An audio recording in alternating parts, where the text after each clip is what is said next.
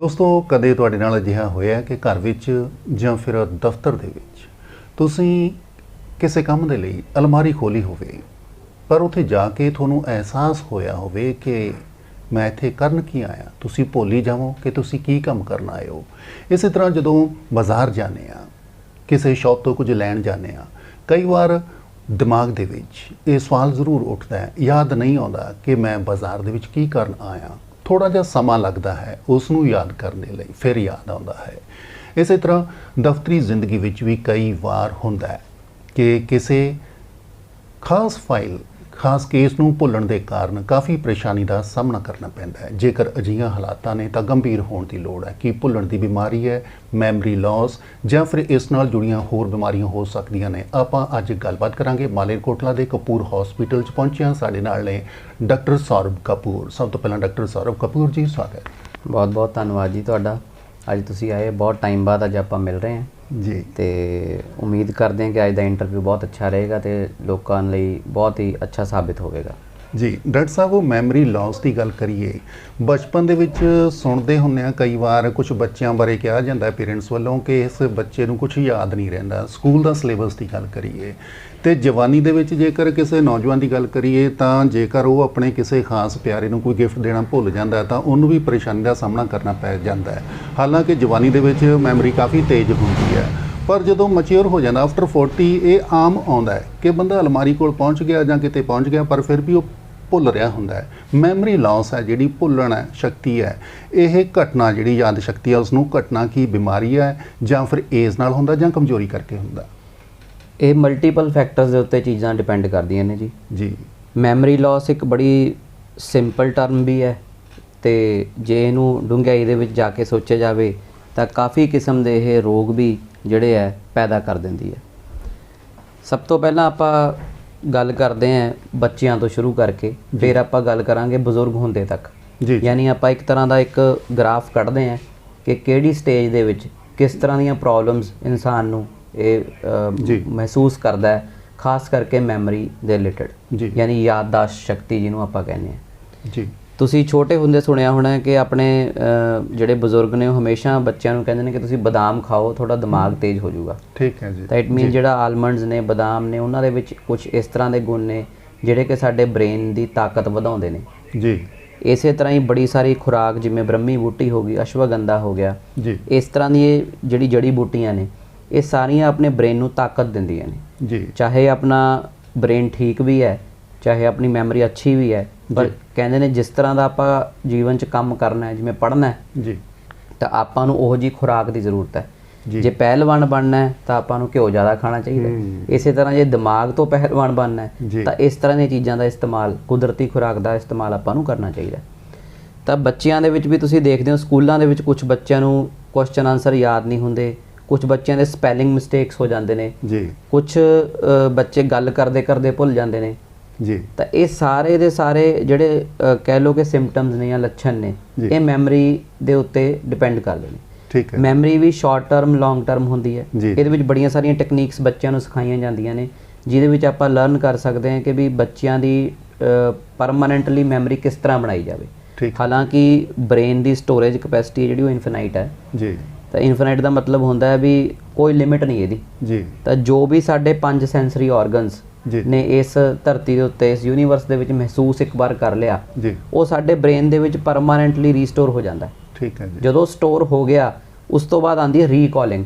ਜੀ, ਕਿ ਆਪਾਂ ਉਹਨੂੰ ਰੀਕਾਲ ਕਰ ਸਕੀਏ ਕਿ ਕੀ ਚੀਜ਼ ਸੀ ਇਹ। ਜੀ, ਤਾਂ ਸੈਂਸਰੀ ਆਰਗਨਸ ਆਪਾਂ ਸਾਰੇ ਜਾਣਦੇ ਹਾਂ, ਆਪਣੀਆਂ ਆਈਜ਼, ਨੋਜ਼, ਠੀਕ ਹੈ ਜੀ, ਟੰਗ, ਟੇਸਟ ਜਿਹਦੇ ਤੋਂ ਆਉਂਦਾ ਹੈ, ਕੰਨ ਜਿਹਦੇ ਤੋਂ ਆਪਾਂ ਸੁਣਦੇ ਹਾਂ, ਈਅਰਸ, ਇਸੇ ਤਰ੍ਹਾਂ skin, largest organ of our body. So ਇਹ 5 ਸੈਂਸਰੀ ਆਰਗਨਸ ਨੇ ਜਿਹੜੇ ਆਪਣੇ, ਇਹ ਆਪਾਂ ਨੂੰ ਇਸ ਇਨਵਾਇਰਨਮੈਂਟ ਨੂੰ ਮਹਿਸੂਸ ਕਰਨਾ ਸਿਖਾਉਂਦੇ ਨੇ ਤੇ ਇਹ ਇਸੇ ਤਰ੍ਹਾਂ ਹੀ ਆਪਣੇ ਅੰਦਰ ਟੋਟਲੀ ਸਟੋਰ ਹੋ ਜਾਂਦੀ ਹੈ ਆਪਣੇ ਬ੍ਰੇਨ ਦੇ ਅੰਦਰ। ਜੀ, ਇਹ ਤਾਂ ਹੋਈ ਕੁਦਰਤੀ ਜੋ ਆਪਾਂ ਲਰਨਿੰਗ ਕਰਦੇ ਹਾਂ ਸੈਂਸਰੀ ਆਰਗਨ। ਉਸ ਤੋਂ ਬਾਅਦ ਆਉਂਦਾ ਹੈ ਕਿ ਅਸੀਂ ਕੋਈ ਕਿਤਾਬ 'ਚੋਂ ਮੈਟਰ ਯੂਜ਼ ਕਰਨਾ ਹੈ, ਰੋਜ਼ ਦੀ ਰੂਟੀਨ ਦੀਆਂ ਗੱਲਾਂ ਨੂੰ ਯਾਦ ਰੱਖਣਾ ਹੈ, ਚਾਹੇ ਉਹ ਨੇਮਸ ਹੋਣ, ਚਾਹੇ ਉਹ ਜਗ੍ਹਾਵਾਂ ਹੋਣ। ਕਿ ਆਪਾਂ ਕੁਝ ਲੋਕਾਂ ਨੂੰ ਤੁਸੀਂ ਦੇਖੋ, ਖਾਸ ਕਰਕੇ ਡਰਾਈਵਿੰਗ ਪ੍ਰੋਫੈਸ਼ਨ ਦੇ ਵਿੱਚ ਜਿਹੜੇ ਲੋਕ ਨੇ ਉਹਨਾਂ ਨੂੰ ਰਸਤੇ ਬਹੁਤ ਯਾਦ ਹੁੰਦੇ ਨੇ, ਪਰ ਜੇ ਉਹਨਾਂ ਨੂੰ ਰਸਤੇ ਭੁੱਲ ਜਾਣ ਤਾਂ ਉਹ ਉਹਨਾਂ ਦੀ ਜਿਹੜੀ ਡਰਾਈਵਿੰਗ ਦੀ ਜਿਹੜੀ ਸ਼ਮਤਾ ਉਹ ਘਟਦੀ ਚਲੀ ਜਾਂਦੀ ਹੈ। ਸੋ ਪ੍ਰੋਫੈਸ਼ਨ ਦੇ ਹਿਸਾਬ ਦੇ ਨਾਲ ਵੀ ਜਿਵੇਂ ਡਾਕਟਰਸ ਹੈ ਤਾਂ ਇਹਨਾਂ ਨੂੰ ਬਿਮਾਰੀਆਂ ਯਾਦ ਰੱਖਣੀਆਂ, ਦਵਾਈਆਂ ਯਾਦ ਰੱਖਣੀਆਂ, ਪ੍ਰੋਸੀਜਰਸ ਯਾਦ ਰੱਖਣੇ ਨੇ, ਤਾਂ ਜਿਹੜੀ ਪ੍ਰੈਕਟਿਸ ਹੈ ਕਿਸੇ ਵੀ ਕੰਮ ਦੀ ਉਹ ਆਪਾਂ ਨੂੰ ਆਪਣੀ ਮੈਮਰੀ ਨੂੰ ਸਟਰੋਂਗ ਕਰਦੀ ਹੈ। ਬਿਲਕੁਲ ਜੀ। ਸੋ ਇਹ ਤਾਂ ਹੋਈ ਜਰਨਲ ਮੈਮਰੀ ਦੇ ਬਾਰੇ ਗੱਲਾਂ ਵਿਸ਼ੇ ਤੇ। ਜੀ ਜੀ। ਹੁਣ ਗੱਲ ਇਹ ਹੈ ਕਿ ਵੀ ਜਿਹੜੀ ਇਹ ਮੈਮਰੀ ਹੈ ਇਹਨੂੰ ਆਪਾਂ ਗੱਲ ਕੀਤੀ ਹੈ ਕਿ ਵੀ ਇਹਨੂੰ ਕਿਵੇਂ ਵਧਾਇਆ ਜਾਵੇ। ਹਾਂਜੀ। ਤਾਂ ਉਹ ਮੈਂ ਤੁਹਾਨੂੰ ਦੱਸਿਆ ਕਿ ਅਭਿਆਸ, ਰੋਜ਼ ਦੀ ਪ੍ਰੈਕਟਿਸ। ਜੀ ਜੀ। ਤੇ ਜੇ ਘਟਣ ਲੱਗ ਜਾਵੇ ਫਿਰ ਆਪਾਂ ਨੂੰ ਕੀ ਕਰਨਾ ਚਾਹੀਦਾ, ਕਿ ਉਪਰਾਲਾ ਕੀ ਹੈ? ਜੀ ਡਾਕਟਰ ਸਾਹਿਬ, ਘਟਣ ਦੀ ਹੀ ਗੱਲ ਹੈ। ਜਦੋਂ ਆਪਾਂ ਵੱਖ-ਵੱਖ ਏਜ ਗਰੁੱਪ ਦੇ ਵਿੱਚ ਵੰਡਦੇ ਹਾਂ, ਬਚਪਨ ਦੇ ਵਿੱਚ ਮੰਨਿਆ ਕਿ ਸਿਲੇਬਸ ਦੇ ਵਿੱਚ ਬੱਚੇ ਦਾ ਇੰਟਰਸਟ ਨਹੀਂ ਹੁੰਦਾ, ਉਸ ਦਾ ਇੰਟਰਸਟ ਗੇਮ ਵਿੱਚ, ਮਿਊਜ਼ਿਕ ਵਿੱਚ, ਕਿਸੇ ਹੋਰ ਜਗ੍ਹਾ ਹੋ ਸਕਦਾ ਹੈ। ਜਵਾਨੀ ਦੇ ਵਿੱਚ ਕੁਦਰਤੀ ਹੈ ਕਿ ਐਨਰਜੀ ਜ਼ਿਆਦਾ ਹੁੰਦੀ ਹੈ, ਉਦੋਂ ਹੋ ਸਕਦਾ ਹੈ ਕਿ ਬੰਦਾ ਘੱਟ ਭੁੱਲਦਾ ਹੋਵੇ, ਉਦੋਂ ਜ਼ਿਆਦਾ ਗਿਆਨ ਇੰਦਰੀਆਂ ਆਪਣੀਆਂ ਤਾਕਤਵਰ ਹੁੰਦੀਆਂ ਨੇ। ਇੱਕ ਏਜ ਤੋਂ ਬਾਅਦ ਜਾ ਕੇ ਇਹ ਉਹਨਾਂ ਲੋਕਾਂ 'ਚ ਵੀ ਹੁੰਦਾ ਹੈ ਜਿਹੜੇ ਕਵੀ ਜਾਂ ਸ਼ਾਇਰ ਹੋਣ, ਜਿਨ੍ਹਾਂ ਦਾ ਮਤਲਬ ਇੱਕ ਖਾਸ ਵੰਨਗੀ ਵੱਲ, ਕਿਸੇ ਸਕਿੱਲ ਦੇ ਵੱਲ ਜ਼ਿਆਦਾ ਧਿਆਨ ਹੋਵੇ, ਬਾਕੀ ਚੀਜ਼ਾਂ ਭੁੱਲ ਜਾਂਦੇ ਨੇ। ਕਈ ਵਾਰ ਮੇਰੇ ਖਿਆਲ 'ਚ ਫਿਕਰ ਕਰਕੇ ਵੀ ਹੋ ਸਕਦਾ ਹੈ ਜਾਂ ਹਾਦਸਿਆਂ ਕਰਕੇ ਵੀ ਹੋ ਸਕਦਾ। ਜਿਹੜੀ ਸਾਡੀ ਲਾਈਫ ਸਟਾਈਲ ਹੈ ਅੱਜ ਦਾ, ਜਿਸ ਤਰ੍ਹਾਂ ਦੀ ਇਨਪੁਟਸ ਡੇਲੀ ਆ ਰਹੀ ਆ, ਭਾਵੇਂ ਸੋਸ਼ਲ ਮੀਡੀਆ ਤੋਂ ਆ ਰਹੀ ਆ ਜਾਂ ਘਰੇਲੂ ਝਗੜੇ ਨੇ ਜਾਂ ਫਿਰ ਖੁਦ ਦੀਆਂ ਟੈਨਸ਼ਨਸ ਨੇ, ਇਹਦੇ ਵਿੱਚ ਮੰਨਦੇ ਹੋ ਅੱਜ ਦਾ ਲਾਈਫ ਸਟਾਈਲ ਹੈ ਜਿਹੜਾ, ਉਹਦੇ ਵਿੱਚ ਸਾਡੀ ਯਾਦ ਸ਼ਕਤੀ 'ਤੇ ਇਫੈਕਟ ਪਾ ਰਿਹਾ, ਸਾਨੂੰ ਪਤਾ ਲੱਗੇ ਭਾਵੇਂ ਨਾ? ਬਿਲਕੁਲ ਪਾ ਰਹੇ। ਆਪਾਂ ਪਹਿਲਾਂ ਵੀ ਸਟ੍ਰੈਸ ਰਿਲੇਟਡ ਇੱਕ ਇੰਟਰਵਿਊ ਕੀਤੀ ਸੀ। ਜੀ ਜੀ। ਉਹਦੇ ਵਿੱਚ ਆਪਾਂ ਇਸੇ ਚੀਜ਼ ਦਾ ਵੇਰਵਾ ਦਿੱਤਾ ਸੀ ਵੀ ਜਦੋਂ ਵੀ ਸਾਡੇ ਮਾਈਂਡ ਤੇ ਸਟ੍ਰੈਸ ਵੱਧਦਾ ਹੈ ਜੀ ਜੀ ਤਾਂ ਆਪਾਂ ਐਬਸੈਂਟ ਮਾਈਂਡਡ ਹੋ ਜਾਂਦੇ ਹਾਂ। ਹਾਂ, ਯਾਨੀ ਸਾਨੂੰ ਇਹ ਨਹੀਂ ਪਤਾ ਲੱਗਦਾ ਕਿ ਅਸੀਂ ਬੈਠੇ ਕਿੱਥੇ ਹਾਂ ਜੀ ਤੇ ਕੀ ਸੋਚ ਰਹੇ ਹਾਂ। ਜੀ, ਫਿਜ਼ੀਕਲੀ ਕਿਤੇ ਹੋਰ ਪ੍ਰੈਜ਼ੈਂਟ ਹੈ ਤੇ ਮੈਂਟਲੀ ਕਿਤੇ ਹੋਰ। ਤਾਂ ਓਬਵੀਅਸ ਜੀ ਗੱਲ ਹੈ ਕਿ ਸਾਨੂੰ ਰੀਕਾਲ ਕਰਨ ਦੇ ਵਿੱਚ ਤੇ ਸਾਨੂੰ ਭੁੱਲਣ ਦੀ ਜਿਹੜੀ ਸਾਡੀ ਆਦਤ ਹੈ ਉਹ ਵੱਧ ਜੂਗੀ ਇਹਦੇ ਨਾਲ। ਜੀ ਜੀ। ਤਾਂ ਸਨਾਈਲ ਫੈਕਟਰ ਯਾਨੀ ਬੁਢਾਪੇ ਦੇ ਵਿੱਚ ਆਪਾਂ ਇਹਦੀ ਟਰਮ ਲੈ ਲੈਂਦੇ ਹਾਂ ਡਿਮੈਂਸ਼ੀਆ। ਤੁਸੀਂ ਬੜੀ ਆਮ ਜੀ ਗੱਲ ਸੁਣੀ ਹੋਣੀ ਹੈ ਕਿ ਬਜ਼ੁਰਗ ਪਛਾਣਨੋਂ ਹਟ ਜਾਂਦੇ ਨੇ, ਬਜ਼ੁਰਗ ਖਾਣਾ ਖਾ ਕੇ ਭੁੱਲ ਜਾਂਦੇ ਨੇ, ਤਾਂ ਇਹਨੂੰ ਕਹਿੰਦੇ ਨੇ ਡਿਮੈਂਸ਼ੀਆ। ਇਹ ਰੋਗਾਂ ਦੇ ਵਿੱਚ ਚਲੇ ਗਈ ਗੱਲਾਂ। ਜੀ ਜੀ ਜੀ। ਜਦੋਂ ਬਜ਼ੁਰਗ ਏਜ ਦੇ ਵਿੱਚ ਜਾ ਕੇ ਆਪਾਂ ਨੂੰ ਰੋਗ ਲੱਗ ਜਾਂਦੇ ਨੇ। ਠੀਕ ਹੈ। ਤਾਂ ਜਿਹੜੀ ਤੁਸੀਂ ਲਾਈਫ ਸਟਾਈਲ ਦੀ ਗੱਲ ਕੀਤੀ, ਐਲਕੋਹਲ ਹੋ ਗਿਆ, ਕਿਸੇ ਵੀ ਤਰ੍ਹਾਂ ਦਾ ਕੋਈ ਨਸ਼ਾ ਪੱਤਾ ਹੋ ਗਿਆ, ਕੌਫੀ ਹੋ ਗਈ, ਚਾਹ ਹੋ ਗਈ, ਜਰਦਾ, ਬੀੜੀ, ਸਿਗਰਟ, ਇਹ ਸਾਰੀਆਂ ਚੀਜ਼ਾਂ ਸਾਨੂੰ ਹੌਲੀ ਹੌਲੀ ਮੈਮਰੀ ਲਾਸ ਵੱਲ ਲੈ ਕੇ ਜਾਂਦੀਆਂ ਨੇ, ਯਾਨੀ ਡਿਮੈਂਸ਼ੀਆ ਵੱਲ ਲੈ ਕੇ ਜਾਂਦੀਆਂ ਨੇ। ਜੇ ਆਪਾਂ ਇਸ ਤਰ੍ਹਾਂ ਦੀ ਚੀਜ਼ਾਂ ਸਟਿਮੂਲੈਂਟਸ ਨਹੀਂ ਵਰਤਾਂਗੇ ਤਾਂ ਬੁਢਾਪੇ ਦੇ ਵਿੱਚ ਜਾ ਕੇ ਸਾਨੂੰ ਇੱਕਦਮ ਡਿਮੈਂਸ਼ੀਆ ਦੀ ਪ੍ਰੋਬਲਮਸ ਨੇ ਜਿਹੜੀਆਂ ਉਹ ਨਹੀਂ ਆਣਗੀਆਂ।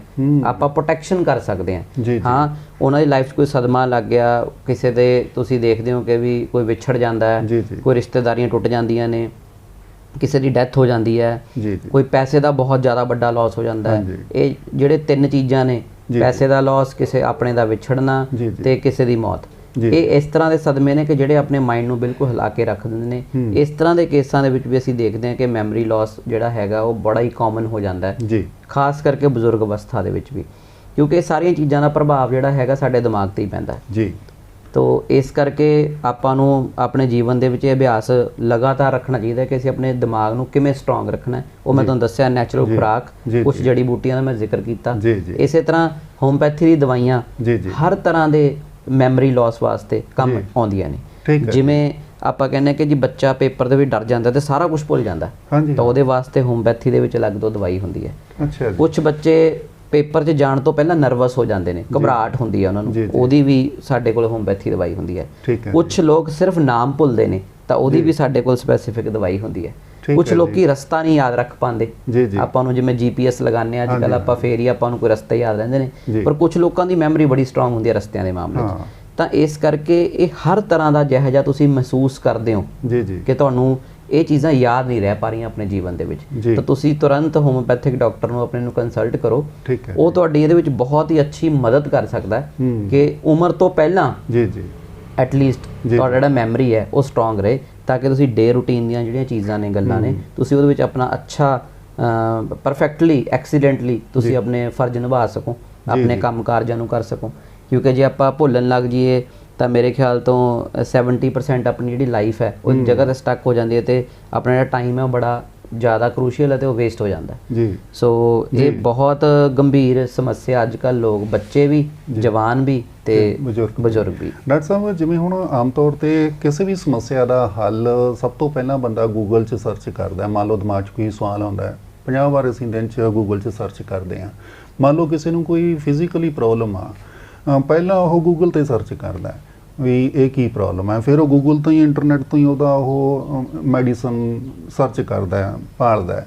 ਜਾਂ ਫਿਰ ਇੱਕ ਹੋਰ ਇਹ ਵੀ ਦੇਖਣ ਵਿੱਚ ਆਇਆ ਕਿ ਲੋਕਾਂ ਨੂੰ ਨਾ ਹਰ ਇੱਕ ਨੂੰ ਇਹ ਹੁੰਦਾ ਕਿ ਮੈਂ ਕਿੰਨਾ ਕੁ ਪੜ੍ਹਿਆ ਹਾਂ ਜਾਂ ਕਿੰਨੀ ਕੁ ਮੇਰੇ ਕੋਲ ਵੱਖ-ਵੱਖ ਹੋਰ ਵਿਸ਼ਿਆਂ ਦੀ ਨੌਲੇਜ ਹੈ, ਉਹ ਸ਼ੋਅ ਕਰਨ ਦਾ ਵੀ ਇੱਕ ਹੈਗਾ ਅੱਜ ਟ੍ਰੈਂਡ ਹੈ। ਵਿਆਹਾਂ 'ਚ ਜੇਕਰ ਕਿਤੇ ਬੈਠੇ ਹੋਈਏ ਤਾਂ ਸਿਆਸਤ ਦੇ ਬਾਰੇ, ਬਿਜ਼ਨਸ ਬਾਰੇ ਤਾਂ ਲੋਕੀ ਗੱਲਾਂ ਕਰਦੇ ਆ। ਕਈ ਲੋਕ ਜਿਨ੍ਹਾਂ ਦਾ ਮੈਡੀਸਨ ਦੇ ਪ੍ਰੋਫੈਸ਼ਨ ਦੇ ਨਾਲ ਕੋਈ ਲੈਣਾ ਦੇਣਾ ਵੀ ਨਹੀਂ, ਪਰ ਫਿਰ ਵੀ ਉਹ ਸੁਜੈਸਟ ਕਰਦੇ ਆ ਕਿ ਤੁਸੀਂ ਜੀ ਜੇ ਆਹ ਬਿਮਾਰੀ ਹੈ ਤਾਂ ਆਹ ਦਵਾਈ ਤੁਸੀਂ ਯੂਜ਼ ਕਰੋ। ਇਸ ਤਰ੍ਹਾਂ ਹੈ। ਕਈ ਵਾਰ ਇਹ ਹੁੰਦਾ ਕੁਝ ਲੋਕ ਕਿਸੇ ਬਿਮਾਰੀ ਦੇ ਵਿੱਚ ਸੁਜੈਸਟਡ ਦਵਾਈ ਖਾ ਲੈਂਦੇ ਆ ਜਾਂ ਕਿਸੇ ਹੋਰ ਨੇ ਸਲਾਹ ਦਿੱਤੀ ਹੁੰਦੀ ਹੈ। ਜਦੋਂ ਅਸੀਂ ਜਿਹੜੀ ਦਵਾਈ ਸਾਡੇ ਲਈ ਪ੍ਰੋਪਰਲੀ ਹੈ ਹੀ ਨਹੀਂ, ਨਾ ਹੀ ਕਿਸੇ ਡਾਕਟਰ ਤੋਂ ਆਪਾਂ ਉਹਦੇ ਬਾਰੇ ਸਲਾਹ ਲਈ ਹੈ, ਵਰਤ ਰਹੇ ਹਾਂ, ਕੀ ਇਹ ਚੀਜ਼ਾਂ ਸਿਹਤ 'ਤੇ ਮਾੜਾ ਅਸਰ ਪਾਉਂਦੀਆਂ ਨੇ? ਕੀ ਇਹ ਕਿਤੇ ਜਾ ਕੇ ਸਾਡੇ ਦਿਮਾਗ 'ਚ ਮੈਮਰੀ 'ਤੇ ਵੀ ਹਾਵੀ ਹੋ ਸਕਦੀਆਂ? ਜੀ ਬਿਲਕੁਲ, ਤੁਹਾਡਾ ਜਿਹੜਾ ਸਵਾਲ ਹੈ ਬਹੁਤ ਹੀ ਜ਼ਿਆਦਾ ਮੈਂ ਸਮਝੂੰਗਾ ਕਿ ਬਹੁਤ ਜ਼ਰੂਰੀ ਸਵਾਲ ਸੀ, ਕਿਉਂਕਿ ਇਹਦੇ ਬਾਰੇ ਅਵੇਅਰਨੈਸ, ਜਾਗਰੂਕਤਾ ਦੀ ਲੋੜ ਹੈ ਲੋਕਾਂ ਨੂੰ।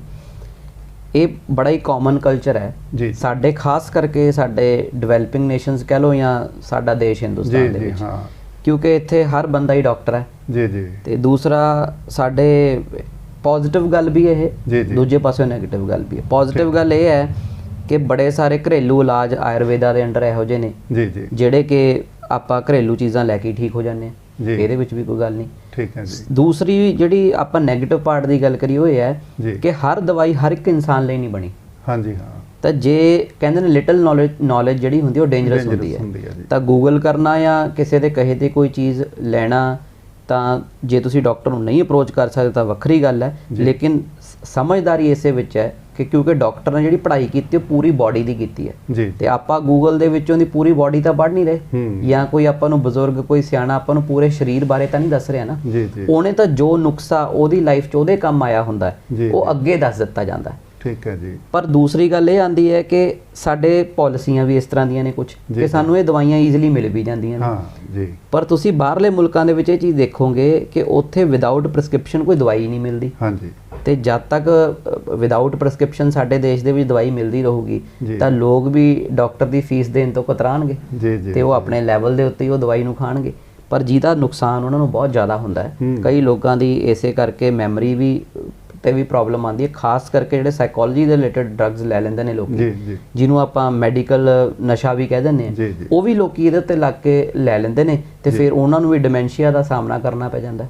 ਸੋ ਇਹ ਸਮੱਸਿਆ ਬਹੁਤ ਗੰਭੀਰ ਹੈ। ਆਪਾਂ ਸੋਚ ਲੈਂਦੇ ਹਾਂ ਕਿ ਕੋਈ ਨਹੀਂ, ਡਾਕਟਰ ਨੇ ਵੀ ਤਾਂ ਉਹੀ ਦਵਾਈ ਲਿਖਣੀ ਹੈ, ਆਪਾਂ ਕਿਉਂ ਨਾ ਕੈਮਿਸਟ ਚੋਂ ਲੈ ਲਈ, ਕੈਮਿਸਟ ਸ਼ਾਪ ਤੋਂ ਡਾਇਰੈਕਟ ਲੈ ਲਈਏ। ਪਰ ਇੱਕ ਕੈਮਿਸਟ ਸ਼ਾਪ ਦੀ ਵੀ ਜ਼ਿੰਮੇਵਾਰੀ ਬਣਦੀ ਹੈ ਕਿ ਉਹ ਵੀ ਆਪਣੇ ਅੱਛਾ ਸਿਟੀਜ਼ਨ ਦਾ ਰੋਲ ਨਿਭਾਵੇ ਤੇ ਕਹੇ ਕਿ ਤੁਸੀਂ ਦਵਾਈ ਡਾਕਟਰ ਤੋਂ ਲਿਖਵਾ ਕੇ ਲੈ ਕੇ ਆਓ। ਸੋ ਇਹ ਥੋੜੀ ਜੀ ਸਾਡੀ ਸੈਲਫ ਰਿਸਪੌਂਸਿਬਿਲਟੀ ਦੀ ਗੱਲ ਹੈ। ਤੇ ਹਾਲਾਂਕਿ ਆਯੁਰਵੈਦਿਕ ਨੁਸਖੇ ਵੀ ਬਹੁਤ ਸਾਡੇ ਦੇਸ਼ ਦੇ ਵਿੱਚ ਪ੍ਰਚਲਿਤ ਨੇ, ਕਿਉਂਕਿ ਜਿਹੜੀ ਸਾਡੀ ਇੰਡੀਆ ਦੀ ਕਿਚਨ ਸਾਇੰਸ ਹੈ ਹਿੰਦੁਸਤਾਨ ਦੀ, ਉਹ ਦੁਨੀਆ 'ਚ ਵਰਲਡ ਨੰਬਰ 1 ਹੈ। ਤਾਂ ਉਹਦੇ ਵਿੱਚ ਜਿਹੜੇ ਆਪਾਂ ਸਪਾਈਸਿਸ, ਮਸਾਲੇ ਯੂਜ਼ ਕਰਦੇ ਹਾਂ, ਜਿਵੇਂ ਹਲਦੀਆਂ ਹੋ ਗਈਆਂ, ਮਿਰਚਾਂ ਹੋ ਗਈਆਂ, ਹਨਾ, ਕਾਲੀ ਮਿਰਚ ਹੋ ਗਈ, ਸ਼ਹਿਦ ਹੋ ਗਿਆ, ਜਾਂ ਹੋਰ ਬੜੀਆਂ ਸਾਰੀਆਂ ਇਹ ਚੀਜ਼ਾਂ, ਉਹਨਾਂ 'ਚ ਗੁਣ ਤਾਂ ਬਹੁਤ ਨੇ, ਇਹਦੇ ਵਿੱਚ ਇਹ ਕੋਈ ਸ਼ੱਕ ਨਹੀਂ ਕਿ ਉਹਨਾਂ 'ਚ ਗੁਣ ਨਹੀਂ, ਲੇਕਿਨ ਉਹਦੀ ਅੱਛੀ ਨੌਲੇਜ ਕਿ ਇਹ ਕਿਸ ਤਰ੍ਹਾਂ ਕਿਹੜੇ ਸਮੇਂ ਤੇ ਕੀ ਚੀਜ਼ ਲੈਣੀ ਚਾਹੀਦੀ ਹੈ, ਉਹ ਮੇਰੇ ਖਿਆਲ ਤੋਂ ਆਯੁਰਵੈਦਿਕ ਡਾਕਟਰ ਜਿੰਨਾ ਤਾਂ ਕੋਈ ਦੱਸ ਨਹੀਂ ਸਕਦਾ। ਬਿਲਕੁਲ ਜੀ। ਤਾਂ ਜ਼ਰੂਰ ਕਿਸੇ ਦੇ ਨੁਕਸੇ ਨੂੰ ਨੋਟ ਕਰ ਲਓ, ਨੋਟ ਕਰਕੇ ਉਹਦੀ ਸਲਾਹ ਡਾਕਟਰ ਤੋਂ ਲੈ ਲਓ ਕਿ ਜੀ ਇਹ ਸਾਡੇ ਲਈ ਬਣਿਆ ਕਿ ਨਹੀਂ ਬਣਿਆ, ਕਿਉਂਕਿ ਹਰ ਕਿਸੇ, ਮੈਂ ਸਮਝਦਾ ਇਨਸਾਨ ਦਾ ਕੋਈ ਨਾ ਕੋਈ ਪਰਿਵਾਰਿਕ ਡਾਕਟਰ ਹੁੰਦਾ, ਤਾਂ ਫੈਮਿਲੀ ਡਾਕਟਰ ਜਿਹਨੂੰ ਆਪਾਂ ਕਹਿੰਦੇ ਆ, ਤਾਂ ਫੈਮਿਲੀ ਡਾਕਟਰ ਤੋਂ ਆਪਣੀ ਸਲਾਹ ਲੈਣ, ਜ਼ਰੂਰ ਨੁਸਖੇ ਯੂਜ਼ ਕਰਨ, ਕਿਉਂਕਿ ਸਾਡਾ ਇਹਦੇ ਵਿੱਚ ਆਯੁਰਵੇਦਾ ਤਾਂ ਸਾਡਾ ਤਾਂ ਵੱਧਦਾ ਹੀ ਹੈ, ਤਾਂ ਉਹਦੇ ਵਿੱਚ ਕੋਈ ਕਮੀ ਨਹੀਂ, ਕੋਈ ਨੈਗੇਟਿਵ ਗੱਲ ਨਹੀਂ।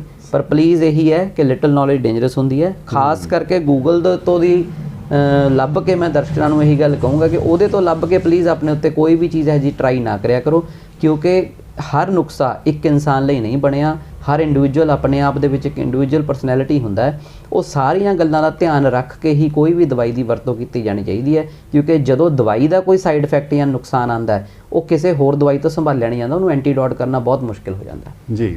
ਅਖੀਰ ਦੇ ਵਿੱਚ ਇੱਕ ਹੋਰ ਸਵਾਲ ਜ਼ਹਿਨ ਦੇ ਵਿੱਚ ਰਹਿ ਗਿਆ ਸੀਗਾ, ਆਪਣਾ ਜ਼ਿਆਦਾ ਫੋਕਸ ਸਾਡੇ ਮੁਲਕ ਦਾ ਬੱਚਿਆਂ ਦੀ ਸਟੱਡੀ 'ਤੇ ਹੁੰਦਾ ਹੈ, ਸ਼ੁਰੂ ਤੋਂ ਉਹਨਾਂ ਦੀ ਸਟੱਡੀ ਕੰਪਲੀਟ ਹੋਣ ਤੱਕ ਫੋਕਸ ਦਿੱਤਾ ਜਾਂਦਾ ਹੈ, ਜ਼ੋਰ ਦਿੱਤਾ ਜਾਂਦਾ ਹੈ। ਜਦੋਂ ਪੋਸਟ ਗ੍ਰੈਜੂਏਸ਼ਨ ਜਾਂ ਉਸ ਤੋਂ ਅਗਲੀ ਸਟੱਡੀ ਅਧਿਐਨ ਦੀ ਗੱਲ ਆਉਂਦੀ ਹੈ, ਸਾਨੂੰ ਗਹਿਰਾ ਅਧਿਐਨ ਕਰਨਾ ਪੈਂਦਾ ਹਰ ਵਿਸ਼ੇ ਦੇ ਵਿੱਚ। ਉਦੋਂ ਵੱਡੀਆਂ ਕਿਤਾਬਾਂ ਨੇ ਜਾਂ ਥੀਸਿਸ ਨੇ ਵੱਡੇ ਲਿਖਣੇ ਪੜ੍ਹਨੇ ਪੈਂਦੇ ਆ।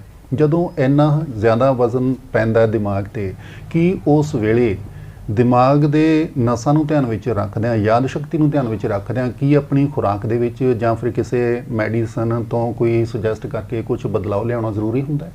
ਜੀ ਹਾਂ, ਬਹੁਤ ਜ਼ਿਆਦਾ ਜ਼ਰੂਰੀ ਹੁੰਦਾ ਹੈ, ਕਿਉਂਕਿ ਲੋਕ ਆਲਮੋਸਟ ਸਟੂਡੈਂਟ ਵੀ, ਮੈਡੀਕਲ ਸਟੂਡੈਂਟ ਹੋਣ ਚਾਹੇ ਇੰਜੀਨੀਅਰਿੰਗ ਸਟੂਡੈਂਟ ਹੋਣ ਚਾਹੇ IAS ਦੀ ਤਿਆਰੀ ਕਰਨ ਵਾਲੇ ਹੋਣ, ਇਹ ਸਾਰੇ ਬੱਚੇ ਤੁਸੀਂ ਦੇਖੋਗੇ ਜੋ ਪ੍ਰੈਕਟੀਕਲ ਟਰੁੱਥ ਹੈ, ਕਿਉਂਕਿ ਅਸੀਂ ਵੀ ਪੇਪਰਾਂ 'ਚੋਂ ਲੰਘੇ ਹਾਂ ਤੇ ਅਸੀਂ ਦੇਖਦੇ ਸੀ ਕਿ ਬੱਚੇ ਰਾਤ ਨੂੰ ਕਦੇ ਵੀ ਜਦੋਂ ਸਾਰੀ ਰਾਤ ਪੜ੍ਹਨਾ ਪੈਂਦਾ ਸੀ, ਉਹ ਚਾਹ ਕੌਫੀ, ਕੁਝ ਲੋਕ ਸਿਗਰਟ ਵੀ ਉਹ ਲੈਂਦੇ ਸੀ ਤਾਂ ਕਿ ਉਹਨਾਂ ਨੂੰ ਨੀਂਦ ਨਾ ਆਵੇ, ਸਟਿਮੂਲੈਂਟ ਜਿਹਨੂੰ ਆਪਾਂ ਕਹਿ ਦਿੰਦੇ ਹਾਂ। ਕੁਝ ਲੋਕ એનર્ਜੀ ਡਰਿੰਕਸ ਜਿਵੇਂ ਰੈੱਡ ਬੁੱਲ ਹੋ ਗਈ, ਮੌਨਸਟਰ ਹੋ ਗਈ, ਇਸ ਤਰ੍ਹਾਂ ਦੀਆਂ ਡਰਿੰਕਸ ਵੀ ਆਉਂਦੀਆਂ ਨੇ ਜਿਨ੍ਹਾਂ 'ਚ ਹਾਈਲੀ ਕੈਫੀਨ ਹੁੰਦੀ ਹੈ, ਉਹ ਚੀਜ਼ਾਂ ਦਾ ਵੀ ਇਸਤੇਮਾਲ ਕਰਦੇ ਸੀ। ਉਹ ਚੀਜ਼ਾਂ ਦਾ ਇਸਤੇਮਾਲ ਕਰਦੇ ਕਰਦੇ ਇਨ ਦੀ ਐਂਡ ਉਹ ਡਿਪੈਂਡੈਂਟ ਹੋ ਜਾਂਦੇ ਸੀ, ਪਰ ਪੜ੍ਹਨਾ ਮਜਬੂਰੀ ਸੀ। ਪਰ ਸਾਡੇ ਦੇਸ਼ ਦੇ ਵਿੱਚ ਐਜੂਕੇਸ਼ਨ ਪਾਲਿਸੀ ਬਦਲੀ ਹੈ, ਜ਼ਰੂਰ ਬਦਲੀ ਹੈ, ਲੇਕਿਨ ਹਜੇ ਤੱਕ ਸਾਡੇ ਦੇਸ਼ ਦੇ ਵਿੱਚ ਉਹ ਲਾਗੂ ਨਹੀਂ ਹੋ ਪਾਈ। ਉਹ ਲਾਗੂ ਸਰਕਾਰ ਤਾਂ ਜ਼ਰੂਰ ਕਰਨਾ ਚਾਹੁੰਦੀ ਹੈ, ਉਹਨਾਂ ਦੀ ਵਿਲ ਹੈ, ਲੇਕਿਨ ਸਾਡੇ ਜਿਵੇਂ ਕਹਿੰਦੇ ਨੇ ਨਾ, ਬਦਲਾਵ ਲੈ ਕੇ ਆਉਣਾ ਕਿਸੇ ਚੀਜ਼ ਲਈ ਬੜਾ ਮੁਸ਼ਕਿਲ ਹੈ। ਪੇਰੈਂਟਸ ਹੀ ਨਹੀਂ ਮੰਨਦੇ ਪਏ। ਮੇਰੀ ਵੀ ਬੇਟੀ ਹੈ, 2nd ਕਲਾਸ ਦੇ ਵਿੱਚ ਹੈ, ਮੈਂ ਉਹਦਾ ਸਿਲੇਬਸ ਜਦੋਂ ਦੇਖਦਾ ਤਾਂ ਜਿਸ ਟਾਈਮ ਦੇ ਵਿੱਚ 7th 8th ਦੇ ਵਿੱਚ ਜਾ ਕੇ ਹਾਰਟ ਦੇ ਬਾਰੇ, ਲੰਗਸ ਦੇ ਬਾਰੇ ਜਾਂ ਬੋਡੀ ਦੇ ਸਿਸਟਮ ਬਾਰੇ ਪੜ੍ਹਾਉਣਾ ਚਾਹੀਦਾ, ਉਹਨਾਂ ਨੂੰ 2nd ਕਲਾਸ ਦੇ ਵਿੱਚ ਇਸ ਤਰ੍ਹਾਂ ਦਾ ਸਿਲੇਬਸ ਆਇਆ ਹੋਇਆ ਹੈ।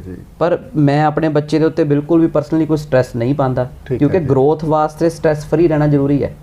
ਹੁਣ ਜਿਸ ਤਰ੍ਹਾਂ ਦਾ ਬੱਚਾ, ਉਹਨੂੰ ਐਕਟੀਵਿਟੀਜ਼ ਕਰਵਾਈਆਂ ਜਾਣ ਜੇ ਸਕੂਲ ਦੇ ਵਿੱਚ, ਫਿਰ ਉਹਨੂੰ ਥੀਸਿਸ ਲਿਖਣੇ ਵੀ ਆਸਾਨ ਹੈ। ਹੁਣ ਇਹ ਤਾਂ ਉਹ ਗੱਲ ਹੋ ਗਈ ਕਿ ਇੱਕ ਵਾਰੀ ਬੁੱਕ ਦੇ ਵਿੱਚ ਪੜ੍ਹਿਆ ਕਿ ਮੈਂ ਦਿੱਲੀ ਗਿਆ ਸੀ ਤੇ ਦਿੱਲੀ ਦੇ ਵਿੱਚ ਇਸ ਤਰ੍ਹਾਂ ਦਾ ਕੁਤਬ ਮੀਨਾਰ ਹੈ, ਇਸ ਤਰ੍ਹਾਂ ਦਾ ਲਾਲ ਕਿਲ੍ਹਾ, ਉੱਥੇ ਝੰਡਾ ਚੜਾਇਆ ਜਾਂਦਾ ਹੈ, ਦਿੱਲੀ ਇੰਨਾ ਵੱਡਾ ਹੈ, ਦਿੱਲੀ ਦਾ ਮੌਸਮ ਇਸ ਤਰ੍ਹਾਂ ਦਾ, ਦਿੱਲੀ ਦੇ ਲੋਕ ਇਸ ਤਰ੍ਹਾਂ ਦੇ ਨੇ। ਉਹ ਬੁੱਕ ਚੋਂ ਪੜ੍ਹਿਆ। ਹੁਣ ਉਹ ਬੁੱਕ ਚੋਂ ਜਦੋਂ ਆਪਾਂ ਪੜ੍ਹਿਆ, ਉਹ ਸਟ੍ਰੈਸ ਹੋ ਗਿਆ। ਕਿੱਥੇ ਹੀ ਸਕੂਲ ਦਾ ਇੱਕ ਟੂਰ ਹੋਵੇ ਕਿ ਉਹ ਦਿੱਲੀ ਲੈ ਕੇ ਜਾਵੇ, ਉੱਥੇ ਦੇ ਚੀਜ਼ਾਂ ਨੂੰ ਘੁਮਾਵੇ ਤੇ ਫਿਰ ਬੱਚੇ ਨੂੰ ਆ ਕੇ ਕਿਹਾ ਜਾਵੇ ਵੀ ਜੋ ਦਿੱਲੀ 'ਚ ਦੇਖਿਆ ਉਹ ਲਿਖੋ।